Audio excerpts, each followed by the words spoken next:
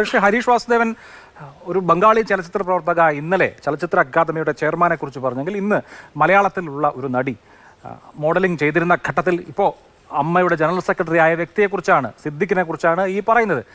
അപ്പോൾ ഇങ്ങനെ ഓരോ ദിവസവും ഓരോ പുതിയ വെളിപ്പെടുത്തലുകൾ ഉണ്ടാകുന്നു. സർക്കാർ അല്ലെങ്കിൽ സിനിമാ മന്ത്രി ഇതൊക്കെ ആരോപണങ്ങൾ മാത്രമല്ലേ, തെളിവ് വരട്ടെ, രേഖാമൂലമുള്ള പരാതി കിട്ടട്ടെ, ഞങ്ങൾ ആക്ട് ചെയ്യാം, സ്ത്രീപക്ഷത്താണ് ഞങ്ങൾ, ഒരു തരത്തിലുള്ള കുറ്റകൃത്യങ്ങൾ ഞങ്ങൾ അനുവദിക്കില്ല, ഞങ്ങൾ സ്ത്രീപക്ഷത്താണെന്ന് മുഖ്യമന്ത്രി പറയുന്നു, സർക്കാരിലെ മന്ത്രിമാർ പറയുന്നു, സാംസ്കാരിക മന്ത്രി പറയുന്നു. പക്ഷെ ഈ മട്ടിലാണ് കാര്യങ്ങൾ എന്ന് വരുന്നത്. എങ്ങനെയാണ് ഗുണകരമാവുക?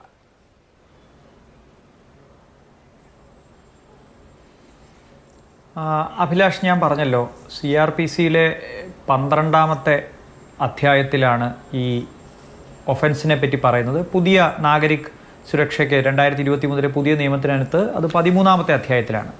നേരത്തെ എനിക്ക് മുമ്പ് സംസാരിച്ച അദ്ദേഹം ആരാണെന്ന് എനിക്ക് മനസ്സിലായില്ല. അദ്ദേഹം പറഞ്ഞതിന് വ്യക്തിപരമായിട്ടത് എങ്ങനെയാണ് ഇങ്ങനെയുള്ള ഇൻഫർമേഷൻ എനിക്കിങ്ങനെയാണ് തോന്നുന്നതെന്ന് പറയുക. നമ്മുടെ നാട്ടിലുള്ള ഒരു സാധാ പോലീസുകാരനോട് വിളിച്ചു ചോദിച്ചാൽ അറിയാവുന്ന ഒരു കാര്യമാണ്.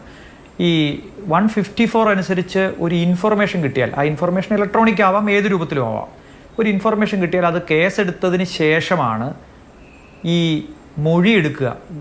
ഫസ്റ്റ് ഇൻഫർമേഷൻ റിപ്പോർട്ടാണ് FIR എങ്കിൽ ഫസ്റ്റ് ഇൻഫർമേഷൻ സ്റ്റേറ്റ്മെൻ്റ് ആണ് FIS. ഇത് രണ്ടും കൂടെ ചേർന്നാണ് കോടതിയിലേക്ക് പോവുക. ഈ ഫസ്റ്റ് ഇൻഫർമേഷൻ സ്റ്റേറ്റ്മെൻറ്റ് എടുക്കാൻ പശ്ചിമ ബംഗാളിലുള്ള ഒരാളോട് നമുക്ക് സൂമിൽ വരാൻ ആവശ്യപ്പെടാം. അവരുടെ ഒഫീഷ്യൽ അവരുടെ ഫോണിൽ വിളിച്ചു ചോദിച്ചിട്ട്, അവരുടെ ഇമെയിൽ ID ചോദിച്ചിട്ട്, അവർക്കൊരു ലിങ്ക് അയച്ചു കൊടുത്തിട്ട് അവരോട് സൂമിൽ വരാൻ ആവശ്യപ്പെടാം. വേണമെങ്കിൽ ഇവിടെ ഇരുന്ന് എഴുതിയെടുക്കാം, അല്ലെങ്കിൽ ഒരു പോലീസ് ഉദ്യോഗസ്ഥനെ അങ്ങോട്ടേക്ക് അയക്കാം, അല്ലെങ്കിൽ അവർക്ക് ഇങ്ങോട്ട് വരാൻ പറ്റുമോ എന്ന് അന്വേഷിക്കാം. ഇതൊക്കെ ഫസ്റ്റ് ഇൻഫർമേഷൻ സ്റ്റേറ്റ്മെൻറ്റ് എടുക്കുന്ന ഘട്ടത്തിലാണ്. പരാതിക്കാരി എന്ന് പറയുന്നൊരു സംഗതി ക്രിമിനൽ കേസുകളിൽ ഇല്ലെന്നേ. സ്റ്റേറ്റാണ് പരാതിക്കാരൻ. ഏത് കേസും ആയിക്കോട്ടെ, ദിലീപിൻ്റെ കേസിൽ ആരാ പരാതിക്കാർ? സ്റ്റേറ്റാണ്. എല്ലാ പ്രോസിക്യൂഷനിലും സ്റ്റേറ്റാണ് പരാതിക്കാർ. അപ്പോൾ ഇത് ഒരു നെറേഷൻ ഉണ്ടാക്കുകയാണ്. ഞാൻ പറഞ്ഞില്ലേ, അറിഞ്ഞോ അറിയാതെയോ കേരളത്തിലെ മുഖ്യമന്ത്രി കള്ളം പറയില്ല എന്നും കേരളത്തിലെ സാംസ്കാരിക മന്ത്രി കള്ളം പറയില്ല എന്നും വിശ്വസിക്കുന്ന ഒരു വലിയ ജനസമൂഹം ഇവിടെയുണ്ട്. അവരെ മുഴുവൻ കുറേ കാലത്തേക്ക് തെറ്റിദ്ധരിപ്പിക്കാൻ പറ്റും. ആരുടെ ചെലവിൽ? ഇവർ പുറത്തിരുന്ന് തെറ്റിദ്ധരിപ്പിക്കുന്നതുകൊണ്ട് എനിക്കൊരു കുഴപ്പമില്ല. ഇത് എൻ്റെ കൂടി പൈസയ്ക്ക് ശമ്പളം മേടിച്ചിട്ട് ഇന്ന് സാംസ്കാരിക മന്ത്രി ഇത് സംസാരിക്കുമ്പോൾ അദ്ദേഹം സഞ്ചരിക്കുന്ന വണ്ടി എൻ്റെ കാശ്, അദ്ദേഹം ഇരിക്കുന്ന ഓഫീസ് എൻ്റെ കാശ്, അദ്ദേഹം നിങ്ങളോട് സംസാരിക്കുന്നതിന് സർക്കാർ ചെലവിടുന്ന പണം മുഴുവനും എൻ്റെയും നിങ്ങളുടെയും നികുതി പണം. ഇതിനകത്തിരുന്നിട്ട് ഒരു സാംസ്കാരിക മന്ത്രി ഈ പറയുന്ന ക്രൈമിനെ ജസ്റ്റിഫൈ ചെയ്യുകയാണ് ചെയ്യുന്നത്. അദ്ദേഹം അവിടുന്ന് സ്റ്റെപ്പ് ഡൗൺ ചെയ്തിട്ട് വേണം സംസാരിക്കാൻ. ഞാൻ ഇതിനകത്ത് മറ്റൊരു, ഇപ്പോൾ ജോഷി ഇവിടെ സൂചിപ്പിച്ചതുപോലെ, നമുക്കൊരു കൾച്ചറില്ലേ, ഈ കൾച്ചറിനെ റിഫ്ലക്റ്റ് ചെയ്യാൻ വേണ്ടിയിട്ടല്ലേ ഒരു കൾച്ചറൽ മിനിസ്റ്ററെ വെച്ചിരിക്കുന്നത്. കേരളത്തിൻ്റെ സംസ്കാരം ഇപ്പോൾ റിഫ്ലക്റ്റ് ചെയ്യുന്നതാണോ കേരളത്തിലെ സാംസ്കാരിക മന്ത്രി എന്ന കാര്യം സർക്കാർ പരിശോധിക്കണ്ടേ? കേരളത്തിലെ സാംസ്കാരിക മന്ത്രിക്ക് കേരളത്തിൻ്റെ സംസ്കാരം റിഫ്ലക്റ്റ് ചെയ്യാനാണ് ശ്രമിക്കുന്നതെങ്കിൽ ഹോം ഡിപ്പാർട്ട്മെൻറ്റ് പറയുന്ന കാര്യം പോലും അല്ല പറയേണ്ടത്. ഹോം ഡിപ്പാർട്ട്മെൻറ്റിന് വേണമെങ്കിൽ നിയമവും തത്വമൊക്കെ പറയാം.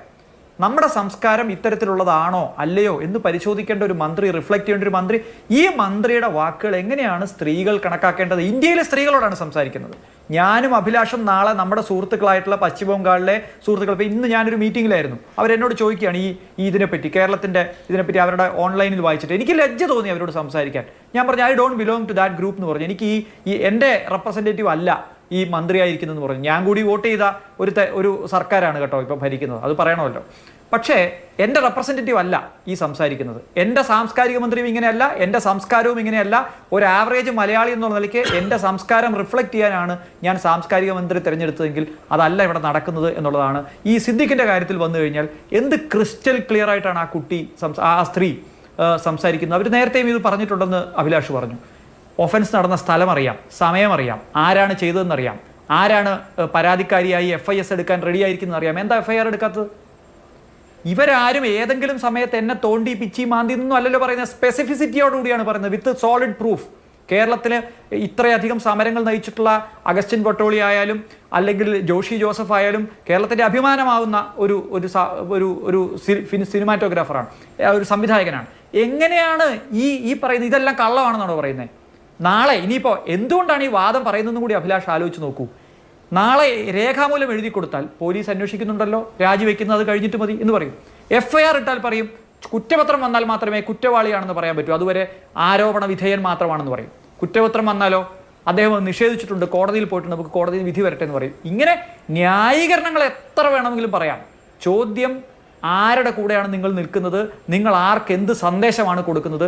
മുഖ്യമന്ത്രി പറഞ്ഞു നിർത്തിയെടുത്ത് ആളുകൾ ഉണ്ടെങ്കിൽ ഞങ്ങൾ പിന്തുണയ്ക്കാം, പരാതിക്കാരുണ്ടെങ്കിൽ ഇന്ന് പറഞ്ഞു നിർത്തിയെടുത്തെന്ന് സാംസ്കാരിക മന്ത്രിയുടെ ഈ വാക്കുകൾ കേട്ടിട്ട് വേണമോ 52 സ്ത്രീകൾ കമ്മിറ്റിക്ക് മുമ്പായ മൊഴി കൊടുത്ത ആളുകൾ ഇനി ഇത് വിശ്വസിച്ചിട്ട് വേണമോ പുറത്തു വരാൻ?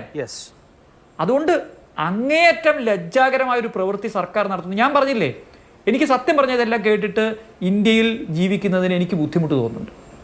കാരണം നമ്മൾ ഭരണഘടനയെ പറ്റി പറയുന്നു, ഓടി നടന്ന് ഭരണഘടനാ അവകാശങ്ങളെ പറ്റി ആളുകളോട് പറയുന്നു. ഇതൊക്കെ ആളുകൾ തെറ്റിദ്ധരിക്കുകയാണ് ഇത് കേട്ടിട്ട്. ഇതൊക്കെ ഈ അവകാശങ്ങളൊക്കെ ഉണ്ടെന്ന് ഒന്നുമില്ല. ഈ സർക്കാർ ഈ ഭരണഘടനയെ നോക്കുകുത്തിയാക്കുന്നത്, അതിനുവേണ്ടി സർക്കാർ പണം ചെലവിട്ട് ഭരണഘടന ലംഘിച്ചുകൊണ്ട് ആളുകൾക്ക് സത്യപ്രതിജ്ഞാ ലംഘനമല്ലേ സാംസ്കാരിക മന്ത്രി കാണിക്കുന്നത്? അല്ലേ?